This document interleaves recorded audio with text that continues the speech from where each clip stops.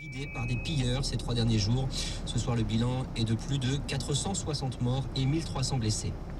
L'OTAN se donne jusqu'à vendredi pour réfléchir. En Libye, le Conseil de transition demande à l'Alliance Atlantique de continuer ses opérations au moins jusqu'à la fin de l'année.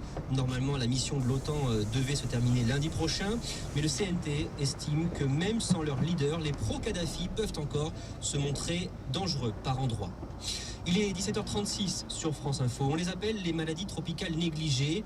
Parmi elles, il y a la lèpre. Ces maladies n'intéressent pas beaucoup les laboratoires. Elles représentent moins d'1% des médicaments mis sur le marché. Sous l'égide de l'ONU, un consortium a été créé aujourd'hui pour développer des traitements pour ces maladies. Un consortium réunissant des organismes publics et des entreprises privées. À Genève, pour France Info, Laurent Mossu. L'Organisation mondiale de la propriété intellectuelle, les grands laboratoires pharmaceutiques tels Glaxo, Sanofi, AstraZeneca et Pfizer et divers instituts ont décidé de mettre en commun leurs compétences et leurs savoirs pour lutter contre les maladies négligées.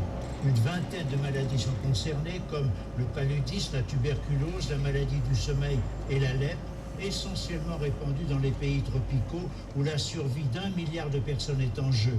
Les brevets et licences actuellement détenus par les laboratoires seront abandonnés. Une collaboration totale accordée aux chercheurs qui pourront bénéficier d'un accès libre aux archives et travaux des sociétés pharmaceutiques.